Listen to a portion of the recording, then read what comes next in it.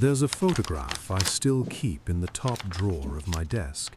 It's a little faded now, but you can still make out my grandfather standing next to a wooden fence post, the one he set into the ground with his own 2 hands back in 1968. That fence never did get finished the way he wanted it. I always meant to get around to it. Hello, friends, and welcome back. If you're joining me for the first time, I like to share stories about the small battles we sometimes have to fight to protect what our families worked so hard to build. And today's story is one of those. For 8 years, I let my neighbors walk across a corner of my property to reach the road, free of charge, the same way my grandfather always had.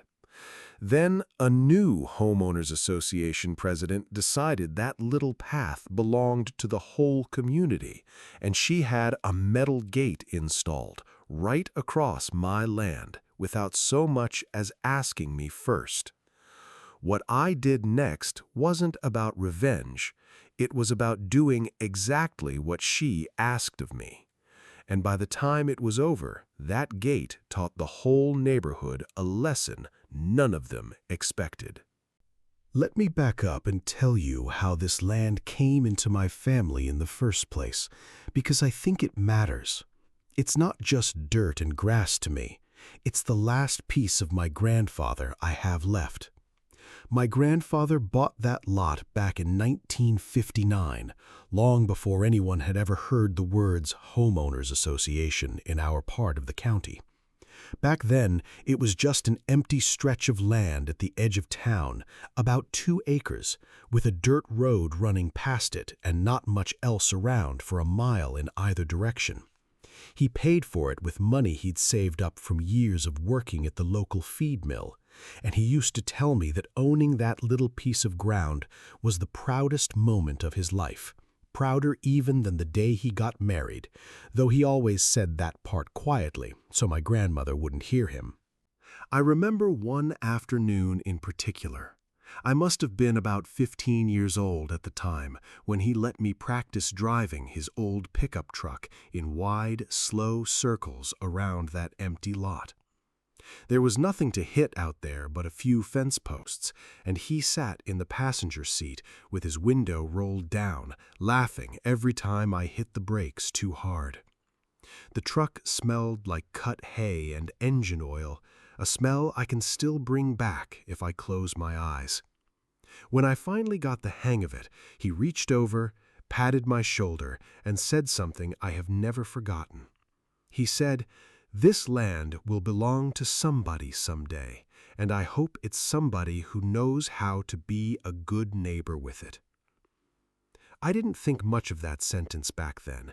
I was 15. I was just happy I hadn't stalled the truck. But I think about it now more than almost anything else he ever told me.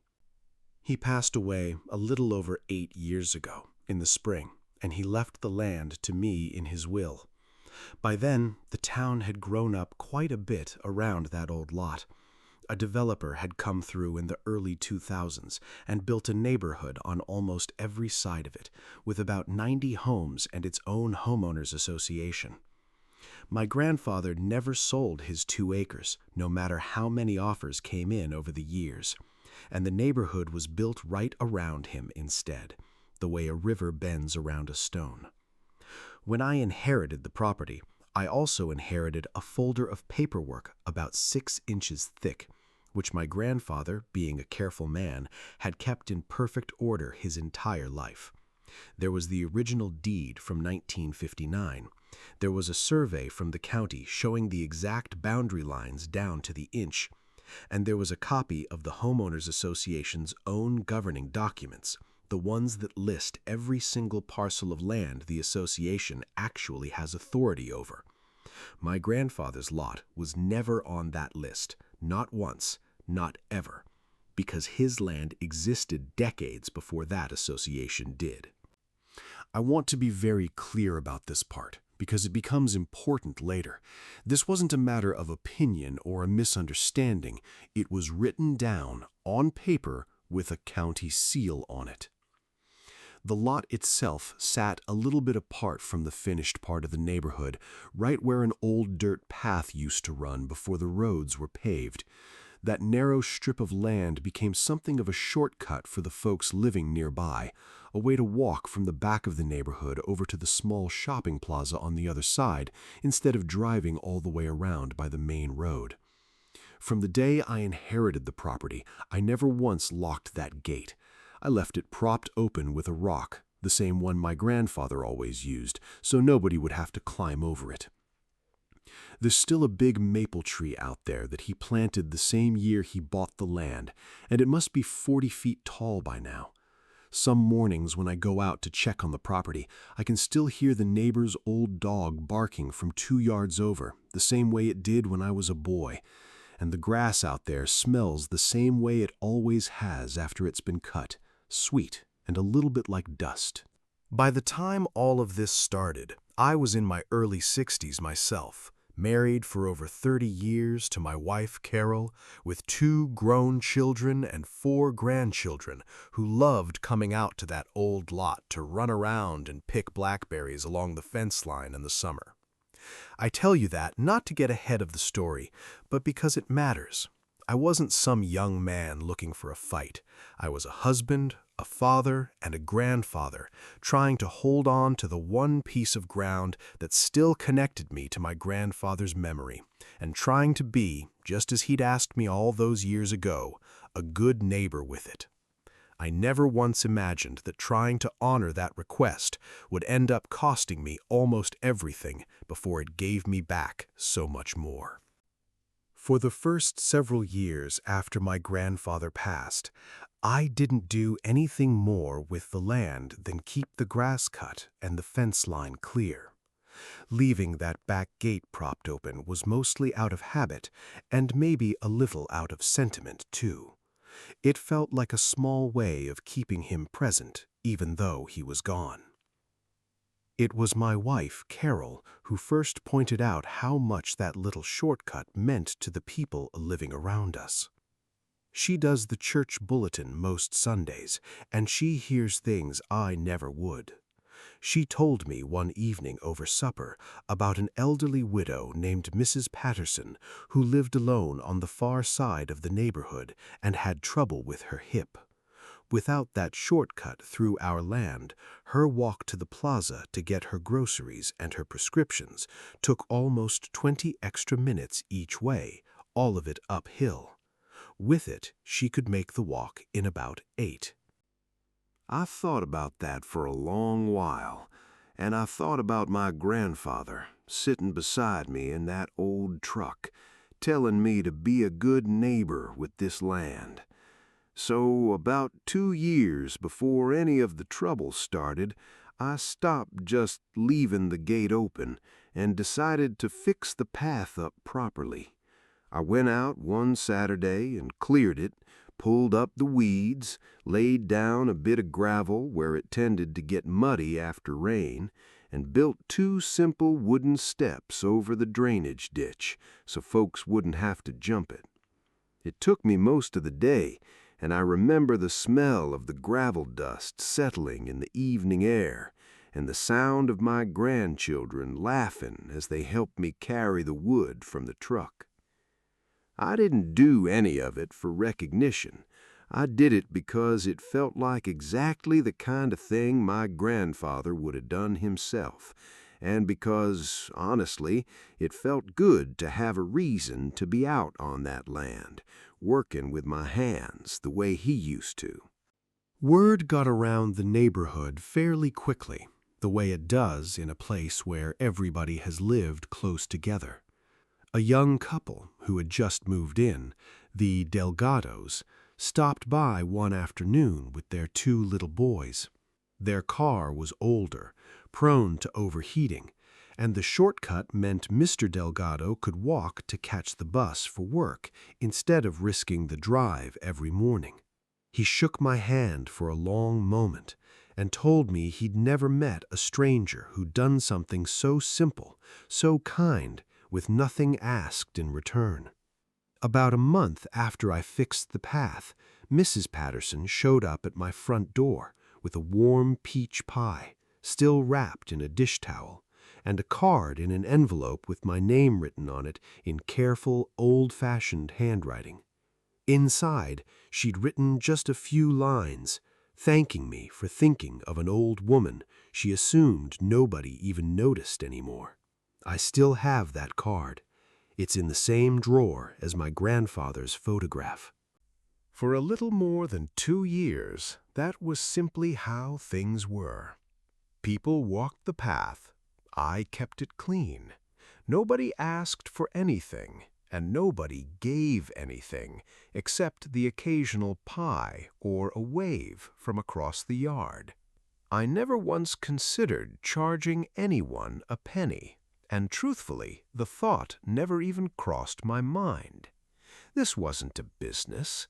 It was a kindness handed down from a man who was no longer here to offer it himself, and I was simply glad to be the one still able to carry it forward. I share all of this because I want you to understand exactly what kind of goodwill was standing on that land before anyone ever tried to take it away. I should say, before I go any further, that I want to be fair here. I've thought about this part of the story a great deal, and I don't believe anyone starts out a villain. So let me tell you how I first came to know the woman I'll call Diane, because that isn't her real name, though I think you'll agree it suits her well enough by the end. Diane and her husband moved into the neighborhood a little over 5 years before any of this began. I'd see her out at the community mailboxes now and then, always dressed a bit more formally than the occasion called for, even for something as simple as collecting the mail. Blouses pressed, not a hair out of place. I remember thinking, without giving it much thought at the time, that she seemed like a woman who took the whole idea of the neighborhood association rather seriously, more seriously than most of us ever did. We spoke on occasion, the way neighbors do, nothing more than that. I recall one afternoon, maybe 2 years before any trouble started, when her sprinkler system had a leak and flooded part of the sidewalk near our shared fence line. I walked over, showed her where the shutoff valve was, and helped her husband get the water stopped before it did any real damage. She thanked me kindly enough, brought over a small plant as a gesture a few days later, and that was that.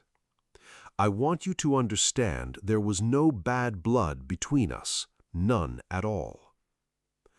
From what I gathered later, Diane had been trying to get herself elected president of the Homeowners Association for a couple of years running, without much success. Then, one spring, she finally won the position, and as it turned out, she ran entirely unopposed. Nobody else had put their name forward. I remember thinking that was a little strange at the time, though I confess I didn't dwell on it. In a neighborhood where most folks are simply trying to enjoy their retirement or raise their families in peace, running a homeowners association isn't exactly a position people fight over. I suppose I assumed she just wanted to be helpful. I want to pause here and say something that matters a great deal to me. I believe most people who take on these kinds of positions do so with good intentions. I still believe that about most of the folks who have ever served on that board. But every so often, a small amount of authority finds its way into the hands of somebody who has been waiting a long time to feel important, and something in them changes the moment they finally get it. About 3 weeks after Diane took over as president, I received a letter in the mail. It was addressed formally, typed rather than handwritten, and it informed me that my property, my grandfather's 2 acres, the same land that had stood outside that association's authority for over 60 years, was now, according to the letter, in violation of several community covenants. I sat at my kitchen table that evening, turning the letter over my hands, and I remember thinking it had to be some kind of clerical mistake. Surely nobody would claim authority over land that so plainly did not belong to them. Land with a deed, a survey, and a governing document that all said the exact same thing. I had no idea, sitting there at that table with the porch light humming faintly outside my window, just how far Diane intended to take this. If I had, I might have poured myself something a little stronger than the coffee I was drinking that night. Month 1.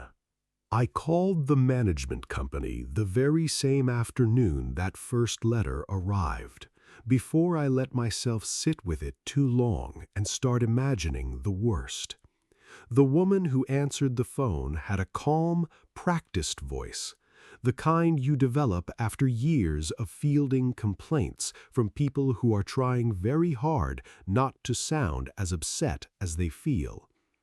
I explained, slowly and clearly, that my land had never been part of the association.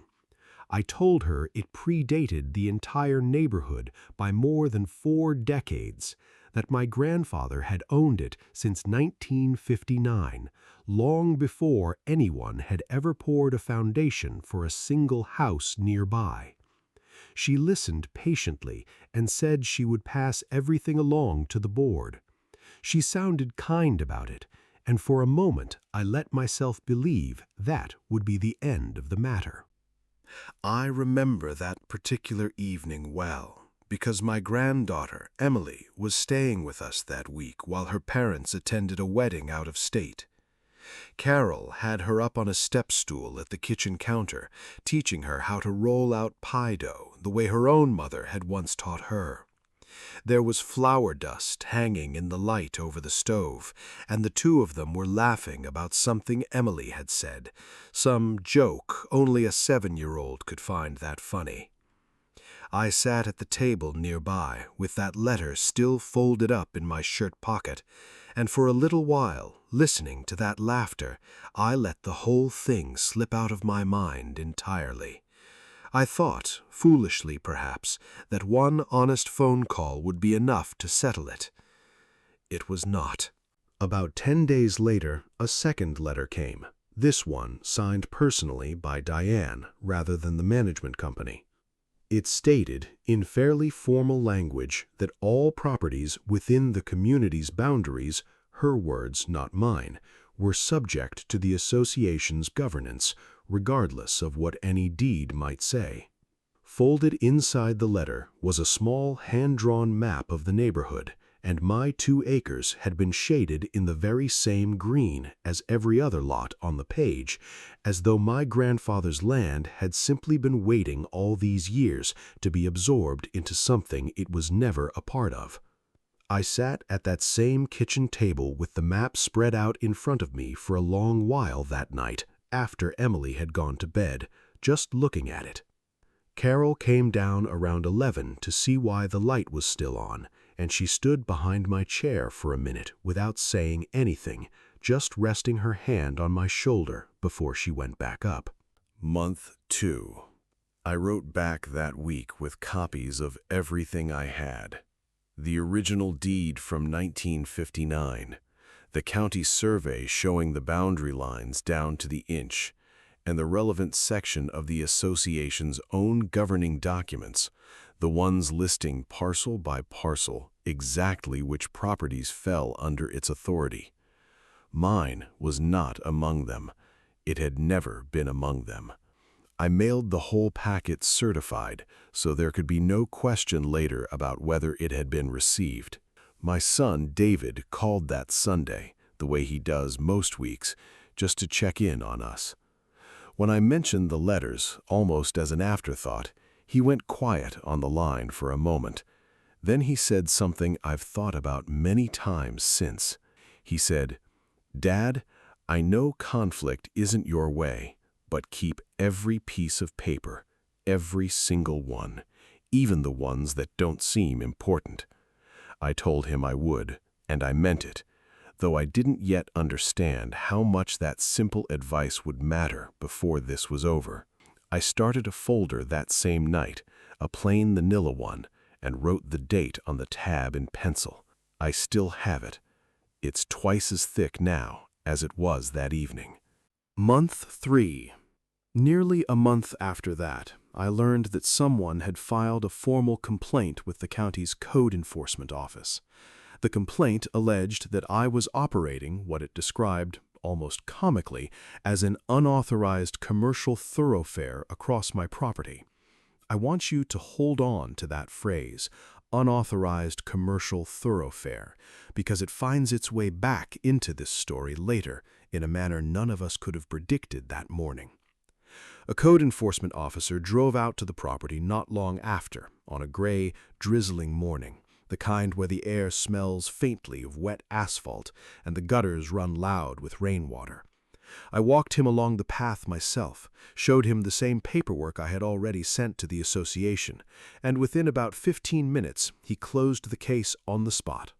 Before he left, he told me, off the record, that he saw complaints like this fairly often when a homeowners association had some kind of personal grievance with a resident, and that in his experience it rarely had much to do with the actual law at all. I remember standing in that drizzle after his car pulled away, feeling relieved and unsettled at the very same time, the way you do when you win a round of something you never agreed to play. Month 4. By early summer, Diane had retained an attorney. I received a certified letter from a law firm stating that the association intended to maintain its position regarding my property and that I had, in the firm's words, exactly 2 options available to me. I could either submit my land to the association's full covenants and review process, or I could close the path permanently and stop allowing any resident to cross my property at all. Comply or shut it down. Nothing in between.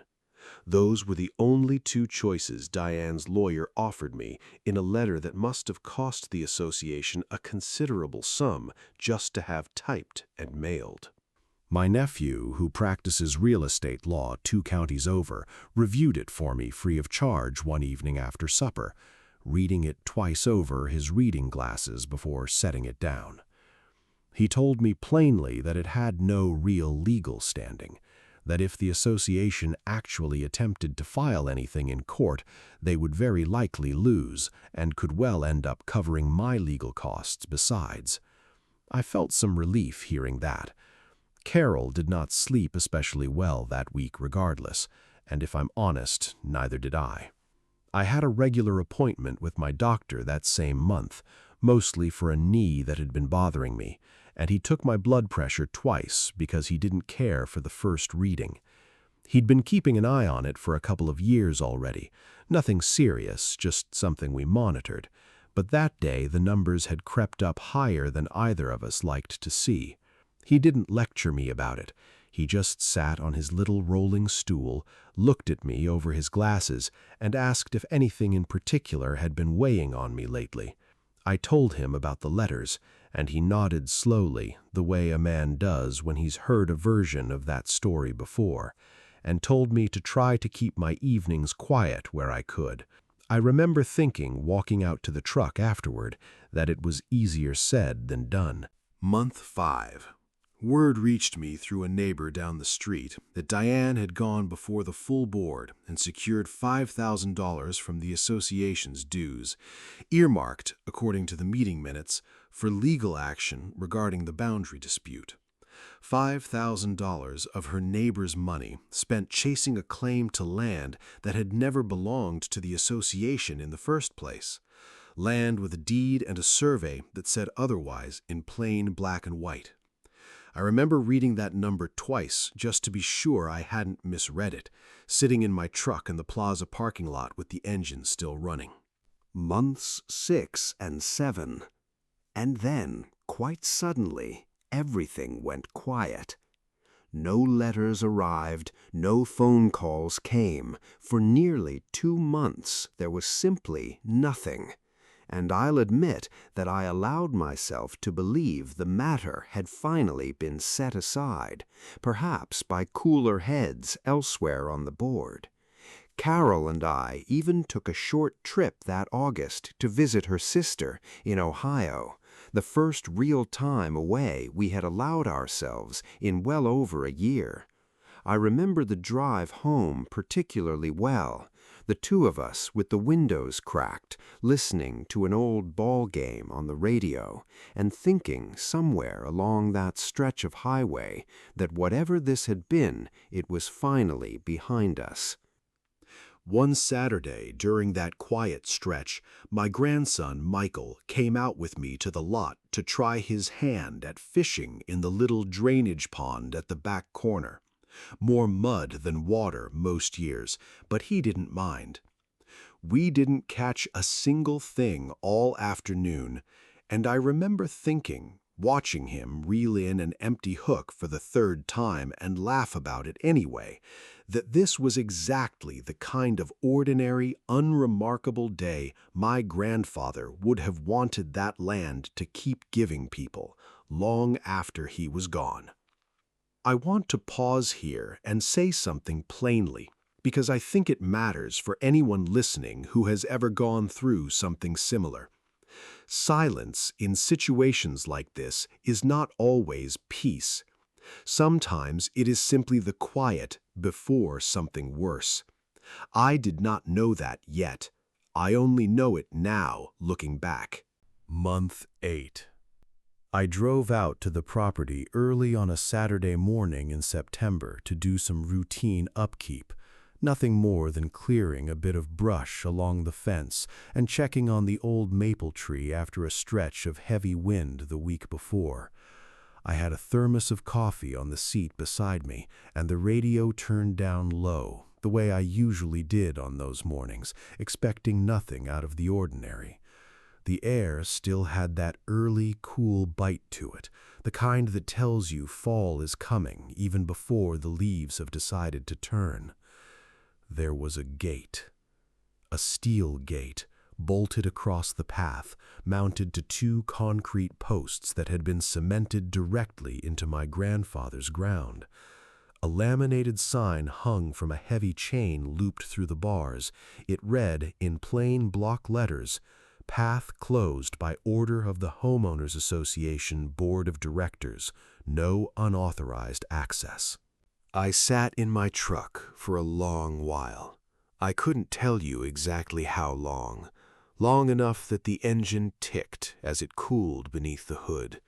Long enough for my hands, which had been trembling slightly when I first put the truck in park, to go still again. They had poured concrete into my grandfather's land, without asking, without so much as a phone call, without any right to do so at all. I sat there thinking about that afternoon so many years ago, riding in slow circles around that same patch of ground in my grandfather's old truck, him laughing beside me, telling me this land would belong to somebody someday, and that he hoped it would be somebody who knew how to be a good neighbor with it. I had tried to be exactly that, and this was what it had gotten me. I was still sitting there in the truck, staring at that gate, when I noticed Diane's front door open. Her house sits close enough to that stretch of the path that she has a clear line of sight to it from her living room window, and it occurred to me, sitting there, that she must have been watching for me, waiting even. She walked up in her gardening gloves, if you can believe that, like she'd just stepped away from planting bulbs, arms crossed, that same pressed blouse look she always had at the mailboxes. She stood a few feet from my truck window and told me the board had voted to close the path for the safety and order of the community, and that I was welcome to submit an appeal in writing if I disagreed. I got out of the truck. My legs weren't quite steady under me, if I'm being honest. That unsteady feeling you get when your whole body is running on something other than calm. I told her, as evenly as I could manage, that this was my grandfather's land, that she had installed permanent structures on my property without my knowledge or my permission, and that I needed those posts removed, today, if possible. She didn't budge. She said the board's decision was final and that I had no right to interfere with it. And then she took her phone out, right there in front of me, and called the sheriff's department to report a trespasser on association property. I didn't argue with her. I didn't raise my voice. I just leaned back against the truck and waited, the way you wait for weather to pass, because I knew what I had in that folder back at the house, and I knew it would speak for itself. The deputy who came out that morning turned out to be a man named Ferguson, older fella, maybe close to my own age, gray at the temples, the kind of officer who's clearly seen every version of this particular argument more times than he'd probably like to count. He listened to Diane first, then he listened to me. I showed him the deed and the survey. I keep in the glove box now, ever since my nephew told me to carry copies everywhere. He looked those papers over slowly, no rush to it at all, the way a man looks at something when he actually intends to get it right. Then he turned to Diane and told her plainly that this appeared to be a civil property matter, that I had clear documentation of ownership, and that installing concrete structures on someone else's land without consent could reasonably be considered criminal mischief. He suggested, in a tone that wasn't unkind but left no room for argument either, that she speak with the association's attorney before taking any further action on my property. I watched the color drain right out of her face. She didn't end up filing anything against me that day. Deputy Ferguson walked back to his car with me afterward, and before he left, he told me, quietly, that he'd handled more of these homeowners association disputes over the years than he ever expected to when he joined the force, and that in his experience, the folks who shout the loudest about rules are usually the ones who understand them the least. I called Carol from the truck before I even pulled out of the driveway. She didn't say much, just asked if I was all right, and told me to come home so she could see for herself. That's the thing about a marriage of 30-some years. Sometimes the most important part isn't what gets said at all. It's just somebody waiting on the other end of the line to make sure you're still standing. I cut that chain myself later that same afternoon with a pair of bolt cutters I borrowed from my neighbor, and I took photographs of everything before I did, the concrete, the damage to the ground, all of it, the way my nephew had taught me to document things properly. But cutting the chain didn't settle anything in my chest. If anything, it just gave me somewhere to put my hands while my mind kept turning the whole mess over and over. That night, I couldn't sleep. Carol had gone up around 10, and I sat downstairs at my grandfather's old roll-top desk, the one with the brass lamp that still has its original green glass shade, going through every piece of paper this had produced over the past 8 months. I had coffee going cold beside me, the kind of cold where a skin forms on top, and you don't even notice until you go to take a sip, and it's wrong. I kept coming back to 2 documents in particular. The first was that code enforcement complaint from month 3, the one accusing me of running what it called an unauthorized commercial thoroughfare. The second was the attorney's letter from month 4, the one that gave me exactly 2 choices: bring the land into full compliance with the association's rules, or close the path permanently and stop letting anyone cross it for free. I must have read those 2 pages side by side under that lamp 4 or 5 times before something in my chest went still, the way it does when a puzzle piece you've been turning around finally finds its edge. Diane had told the county in writing on an official form that I was running some kind of commercial operation across that land. I wasn't. It had always been free. But her own attorney, in his own letter, had told me I had two options, and one of those options was to stop the free arrangement altogether. Between the two of them, without ever meaning to, they had handed me the exact blueprint for what to do next. I didn't act on it that night. I want to be clear about that, because I think it matters. I'm not a man who makes decisions at midnight with cold coffee in front of him. I slept on it, best I could, and the next morning I sat down with Carol at the breakfast table and walked her through the whole thing, page by page.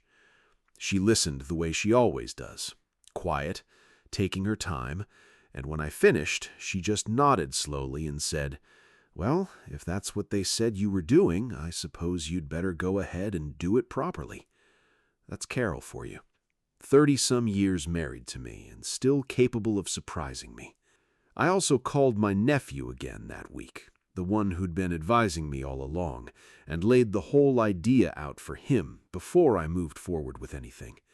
He thought about it for a moment, then told me it was, in his words, about as clean and lawful a path as he could imagine. Nothing underhanded about it. Nothing that could come back on me. So here is what I did. Since the land was already properly zoned, a leftover from years back when my grandfather once considered opening a small roadside stand, I went down to the county office and applied for the appropriate permit to formally operate the path as a private right-of-way with a small toll for outside use. It took about 6 weeks of paperwork, inspections, and patience, but by the end of it, everything was entirely legal, filed, stamped, and approved.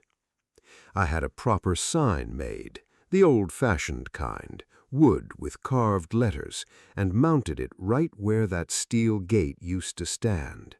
It read simply, "Private Path, Licensed Right-of-Way. Residents of the association, $5 per crossing. All other neighbors, free, as always." For collecting the toll, I didn't want anything complicated, no machines, nothing electronic. I hired a retired fellow from down the road, a man named Walter, who'd been looking for something to fill his mornings anyway, to sit out there a few hours a day with a simple ledger book, the same kind my grandfather used to keep his accounts in, and mark down who came through and what they owed. Anyone who lived outside the association still crossed for free, exactly as it had always been. Only the very residents whose association had spent 8 months and $5,000 insisting this was commercial, unauthorized, and against the rules would now be asked to pay for the privilege they'd once had for nothing. I want to say this plainly, because I don't want anyone to mistake my meaning. I wasn't punishing my neighbors. I was simply, finally, doing exactly what I had been told to do by the very people who had told me to do it. The association held an emergency meeting about 3 weeks after that sign went up. I wasn't there myself. I wasn't a member, after all. But a neighbor of mine, a widower named Harold, who's lived in that community since it was first built and who crosses that path most mornings to get his coffee, told me about it afterward over the fence, and I've pieced together most of what happened from him and a couple others. Somebody stood up and read the code enforcement complaint out loud, word for word, the one where Diane had accused me of running an unauthorized commercial thoroughfare. Then that same person pointed out that thanks to her own complaint and her own attorney's letter, that's exactly what it had become: licensed, legal, and now costing association residents $5 a crossing. Harold told me he stood up himself at that point. He's 81 years old, walks with a cane these days, and by his account, he looked right at Diane and said that in all his years in that neighborhood, he'd never once had to pay a neighbor for kindness until she'd gone and turned it into a business. He said the room went quiet after that, the kind of quiet where you can hear the air conditioning humming in the ceiling. They took a vote of no confidence that same evening. Diane didn't survive it. 2 board members who'd approved the gate installation resigned within the week. The new president, a man named Robert, who'd lived 2 streets over for close to 15 years, came out to see me himself about 10 days after the vote. He didn't call ahead. He just knocked on my door one evening, right around supper time, and when I opened it, he had his hat in his hands, if you can picture that. An older gentleman standing on my porch step looking genuinely uncomfortable. He apologized, plainly and without excuses, told me the board had been entirely out of line and that he was personally embarrassed by how I'd been treated. He shook my hand for what felt like a long moment, longer than a normal handshake, looking me straight in the eye the whole time, and said something I didn't expect. He said, "My father left me a piece of land once too. I think I understand a little of what that gate must have felt like to you." We worked out an arrangement over the following month, one that felt fair to both sides. The association agreed to pay me a modest monthly fee for continued use of the path by its residents, considerably less than what the toll had brought in on its own, but steady and with none of the daily bookkeeping. Walter still sits out there most mornings anyway, mostly because he likes the company, and residents from outside the association still cross for free, exactly the way my grandfather always intended. I want to tell you where the money went because I think it matters more than the amount itself. I finally finished that fence, the one my grandfather started back in 1968 and never got around to completing. I used the same style of post he always favored, and I planted a young maple beside it, not far from the old one he put in the ground himself all those years ago. Emily helped me set that new tree in place this past spring. She's 9 now, and I told her the whole story while we worked, start to finish, the letters, the gate, the ledger book, all of it. She asked me afterward why I didn't just get angry and fight back the way people do on television. I told her that her great-great-grandfather once said this land should belong to somebody who knew how to be a good neighbor with it, and that being a good neighbor doesn't mean letting people take what isn't theirs. It just means you don't have to become someone you're not in order to stand your ground. I think about that fence every time I drive past it now, finished after nearly 60 years. And I think about that afternoon in the truck when I was 15, my grandfather's hand on my shoulder, telling me this ground would belong to somebody someday. I like to believe wherever he is, he'd be satisfied with how it all turned out. Not because I won anything, but because I never stopped trying to be the kind of neighbor he raised me to be.